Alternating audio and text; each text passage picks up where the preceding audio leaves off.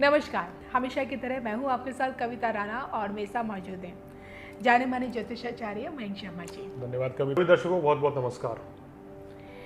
इस 4 नवंबर को करवा चौथ है। जी हाँ, ये एक ऐसा व्रत होता है जिसमें खासकर सुहागन महिलाएं अपने सुहाग की लंबी आयु के लिए ये व्रत धारण करती हैं। जी हाँ, इस व्रत के दौरान माँ करवा को पूजा जाता है, उनकी आराधना की जाती है और सबसे बड़ी बात है कि ये सिर्फ एक व्रत ही नहीं है, ये एक प्यार का एहसास भी है जो पत्नियां अपने पति के लिए रखती हैं। और इस दिन सबसे बड़ी बात है कि उन्हें निर्जला व्रत रखना पड़ता है, मतलब पानी की एक घूंट भी अपने गले से वो उतार नहीं सकती।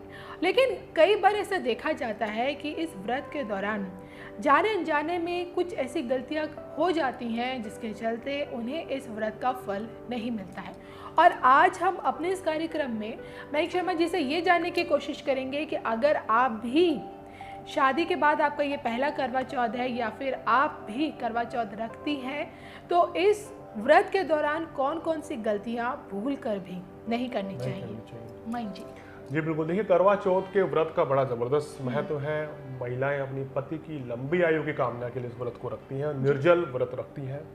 बहुत मुश्किल है ये व्रत रखना, निर्जल व्रत रखना, और उनके पति की हमेशा तरक्की हो, उनका पति के आयु में वृद्धि हो, उनका काम कारोबार अच्छा रहे, इसके लिए महिलाएं व्रत करती हैं। तो हमने देखा है कि आजकल पुरुष भी अपनी पत्नियों के लिए व्रत रखते हैं, और जैसे महिलाएं अपने पति के लिए व्रत रखती हैं, इसी तरह उसके बाद करवा चौथ के व्रत खोलने के बाद जो पुरुष हैं वो अपनी पत्नियों को कुछ उपहार देते हैं जी। और उनका सम्मान करते हैं, और ये बिल्कुल करना भी चाहिए। महिलाएं अपने पतियों के लिए व्रत रखती हैं तो पतियों का भी फर्ज है कि वो पत्नियों को पूरा आदर सम्मान दें और उनकी इज्जत करें। तो आपको बता दें, करवा चौथ का जो व्रत है कार्तिक मास की कृष्ण पक्ष की चतुर्थी को रखा जाता है, यानी कि कार्तिक मास की कृष्ण पक्ष की चतुर्थी जब भी आएगी वो दिन करवा चौथ का होगा, और इस दिन का बड़ा महत्व है। जैसे हमने बताया कि महिलाएं जो हैं इस दिन अखंड सौभाग्य की कामना करते हुए अपने पति की दीर्घायु के लिए व्रत रखती हैं और निर्जला ये व्रत रखती हैं, और चंद्रदेव की इस दिन पूजा की जाती है। और चंद्रदेव के दर्शन के बाद ही अलग अलग रीति रिवाज हैं, कोई जल देकर, कोई छलनी में देखकर, या कोई मट्ठी में छेद कर देखकर चांद को देखते हैं, पति को देखते हैं और अपना व्रत खोलते हैं। तो ये इस दिन का बड़ा महत्व है, और साल में एक बार ये व्रत आता है पति की लंबी आयु के लिए। लेकिन इस व्रत को रखते समय कुछ बातों का बड़ा ध्यान रखना चाहिए। कुछ छोटी छोटी गलती है, अगर वो हमारे से हो जाए तो फिर बड़ी परेशानी अपशकुन भी हो जाता है। क्या वस्त्र धारण करने चाहिए, कौन से रंग के वस्त्र धारण करने चाहिए, क्या पूजा करनी चाहिए, क्या मिष्ठान खाना चाहिए, क्या कुछ करना चाहिए, वो हम आपको आगे बताएंगे। जी चलिए, अब सबसे पहले मयंक जी हम ये जानने की कोशिश करते हैं कि आखिरकार इस दौरान व्रत में कौन कौन सी गलतियां नहीं करनी चाहिए, जाने अनजाने में हो जाती हैं। व्रत पे क्या होता है कि सूर्योदय से पहले ही जो हम बोलते हैं सरगी, यानी कि सूर्योदय से पहले ही सरगी खा लेनी चाहिए। आपको देख लेना चाहिए, चाहे तो आप 4 साढ़े 4 बजे उठ जाइए, उससे पहले ही आप जो भी खाना चाहते हैं व्रत से पहले वो खा लीजिए। सूर्योदय से पहले, सूर्योदय से पहले ये याद रखना है। कई लोग सूर्योदय पे खाते हैं, वो भी गलत है। और सूर्योदय से पहले ही, यानी कि आजकल अंधेर काल में, इसलिए मैं कह रहा हूँ कि प्रातःकालीन 4 बजे के बाद अगला दिन प्रारंभ हो जाता है। 4 बजे ही अगर आप जो भी कुछ खाना चाहें सूर्योदय से पहले सब कुछ खा लें तो आपके लिए बेहतर होगा। और ये जो सरगी जो मानी जाती है, जो हम चीज़ खाते हैं, ये अपनी सास को भी देनी चाहिए। उनके साथ अगर आप बैठ के खाते हैं तो वो बहुत ही बेहतर है। और सरगी खाते समय दक्षिण पूर्व दिशा की ओर, यानी कि साउथ ईस्ट दिशा की ओर मुंह करके बैठना चाहिए। वेस्ट दिशा ना हो, साउथ ईस्ट दिशा हो। लोग इस चीज़ का नहीं ध्यान रखते हैं, तो दक्षिण पूर्व दिशा आपका फेस रहना चाहिए। इस चीज़ में अगर आप बैठ के ये सरगी खाते हैं तो आपको विशेष लाभ मिलता है और पूरा आपको शुभ परिणाम मिलते हैं। व्रत जो है पूर्ण होता है। देखिए, जब हम कोई व्रत रखते हैं तो हमें उसके नियम कायदे कानून भी पता होने चाहिए। जो व्रत के अन्यथा व्रत कहीं ना कहीं अधूरा माना जाता है या पूर्ण फल नहीं मिलता।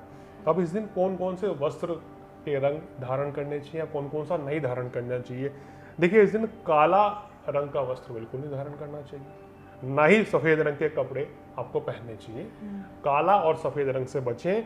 इस दिन लाल रंग सबसे नंबर 1 पावरफुल माना जाता है, या पीला रंग। ये दोनों रंग का अगर आप कपड़े पहनते हैं, साड़ी पहनते हैं, सूट पहनते हैं तो वो बहुत अच्छा रहेगा, शुभ फलों में वृद्धि होगी। या फिर आप हल्के हरे रंग का भी वस्त्र पहन सकते हैं। ये रंग सुहाग के प्रतीक माने जाते हैं और अगर आप इस इन रंगों का प्रयोग करेंगे तो ज़्यादा बेहतर है, बजाय कि काले और सफ़ेद पहनने से। वो सुहाग का प्रतीक नहीं होते हैं और शुभ नहीं माना जाता है जी। उसके बाद विवाहित बिटिया के घर पर बायने भेजने का भी ऐसे कई जगह रिवाज है। अगर आपकी बेटी विवाहित है तो चौथ माता की पूजा करने से पहले बिटिया के घर पे बायना जरूर भेज देना चाहिए जी। इस चीज़ का आपको ध्यान रखना है, यानी कि अपने घर पूजा करने से पहले बिटिया के घर बायना भेज दें तो विशेष शुभ रहता है और यही नियम है। पूजा करने के बाद नहीं भेजेंगे तो उसका कोई फ़ायदा नहीं है, वो चीज़ पहले आपको करनी चाहिए। और आपको क्या सामान भिजवाना चाहिए? देखिए, सुहागा का सामान जो करवा चौथ की थाली होती है, वो पूरे सुहागा में जो भी सामान होता है वो सब आपको बायने में भिजवाना चाहिए बयाने में। तो ये बहुत ही शुभ रहता है। इससे कहते हैं कि नियम पूरे होते हैं और शुभ फलों में वृद्धि होती है। और सुहागिन महिलाएं क्या करती हैं, जैसे हमने बताया, कहीं मठड़ी में चेहरा देख कर करते हैं, कहीं छलनी में आप दीपक देख के फिर पति का चेहरा देखते हैं, अपना व्रत खोलते हैं।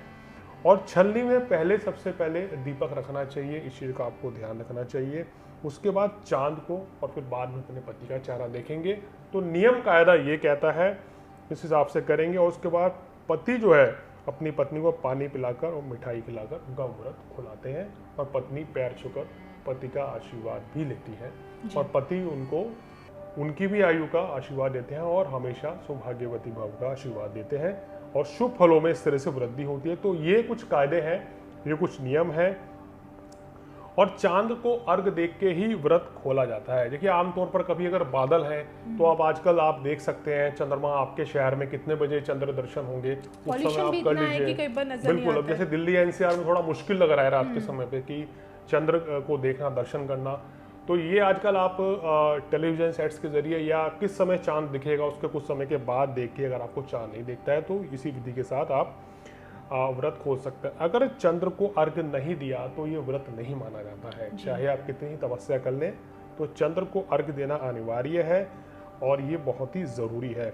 और जब तक पत्नी कहते हैं कि छलनी से या मट्ठी से उसको छेद करके पति के दर्शन ना कर ले, पति का चेहरा ना देख ले, तो भी इसको अधूरा माना जाता है। ऐसी मान्यता है, ऐसे शास्त्रों में ऐसी बातें किताबों में लिखी गई हैं जिनका अनुसरण करना, जिनको फॉलो करना बहुत ज़रूरी है। देखिए, चांद देखने के बाद सबसे इम्पोर्टेंट क्या है, क्या करना चाहिए। चांद देखने के बाद पति पत्नी नीचे आ जाते, खाना बनाना स्टार्ट कर देते हैं, वो प्रक्रिया थोड़ा सा गलत है। चांद देखने के बाद माँ गौरी की पूजा करनी चाहिए और माँ गौरी की पूजा करते हैं और भगवान को पूरी हलवे का अगर आप प्रसाद या भोग लगाते हैं तो शुभ फलों में वृद्धि होती है और आपका व्रत जो है पूर्ण माना जाता है और आपके पति की लंबी आयु भी होती है। करवा चौथ के दिन पूरी सब्जी भी बन सकती है, यानी कि आप पूरी आलू की सब्जी बनाइए, खीर, फल या जैसे हमने बोला हलवा वो भी बनता है, मिठाई का भोग लगाना चाहिए और अपने घर परिवार के सभी सदस्यों को एक साथ बैठकर खाना चाहिए। बिल्कुल। देखिए, उस दिन कोई गलत कार्य नहीं करना चाहिए, कभी भी झूठ नहीं बोलना चाहिए, मन में किसी के लिए निरादर भाव ना रखें और उस दिन आप किसी को भी जाने अनजाने में भी मांस या मदिरा का सेवन नहीं करना चाहिए और पति को अपनी पत्नी का विशेष सम्मान करना चाहिए क्योंकि उनकी लंबी आयु के लिए उनकी पत्नी व्रत रखती है और उनको बहुत इज्जत देनी चाहिए और प्यारा सा उपहार भी देना चाहिए जिससे पत्नी भी खुश हो जाए इस व्रत के बाद, क्योंकि वो अपनी पति के लिए लंबी आयु की कामना करती है। और अगर सच कहें तो करवा चौथ व्रत तो है, लेकिन इस व्रत में की गई ये छोटी छोटी रस्में जो होती है, मुझे लगता है कि पति पत्नी के प्यार को और बढ़ाती है और उनके बीच के स्नेह को बढ़ाती है, उन्हें एहसास कराती है कि वो एक दूसरे से कितना प्यार करते हैं। और इस दिन क्रोध की अधिकता से भी बचना चाहिए। आप निर्जल रहेंगे तो कहीं ना कहीं आपके अंदर एनर्जी लेवल डाउन महसूस करेंगे, तो इस चीज़ से आपको क्रोध से भी बचना चाहिए, पति और पत्नी हो, और कोशिश करें प्रेम भाव से रहें, दूसरे का सम्मान हमेशा ही करना चाहिए। और ये दिन कहते हैं कि पति का दिन है और पत्नी आपके लिए इतना कुछ कर रही है तो आपका भी फर्ज बनता है, आप भी पत्नी के लिए चाहे तो व्रत रख सकते हैं, आपकी इच्छा, या पत्नी को कुछ ऐसा सुंदर गिफ्ट दें कि उनको भी बहुत खुशी मिले और ये करवा चौथ आपका बहुत ही शानदार बने, ऐसी मेरी मंगल कामना है। मैं इनके जाते से बस एक इतनी सी बात जानना चाहती हूँ, क्योंकि कई लोग करवा चौथ का व्रत उठाते हैं, करते रहते हैं, लेकिन कभी किसी साल किसी अपने स्वास्थ्य के कारण के वजह से या किसी भी निजी कारण की वजह से नहीं, वो एक साल का करवा छूट जाता है, तो क्या अगले साल करवे को दोबारा उठा सकते हैं? बिल्कुल कर सकते हैं, ऐसी कोई बात नहीं। कभी कभार अनफॉर्चुनेटली कोई परिवार में उस दिन मिसहैपनिंग हो जाए, कोई समस्या हो जाए, आपको कहीं ट्रैवल करना पड़ जाए, देखिए सुख दुख किसी के साथ भी लगा रहता है। तो अगर आप नहीं व्रत रख सकते तो कम से कम आप माँ गौरी की पूजा करें और अपने पति के लिए लंबी आयु की कामना कर सकते हैं, ये तो कर ही सकते हैं। तो यही कर लीजिए और अगले साल फिर दोबारा करवे का व्रत रखिए, तो इसमें कोई दिक्कत नहीं है, कोई परेशानी नहीं है। चलिए, इसी के साथ हमारी भी आपके साथ करवा चौथ पे आपके लिए ढेरों बधाइयाँ हैं हमारी तरफ से, और हम दोनों को दीजिए इजाज़त। नमस्कार।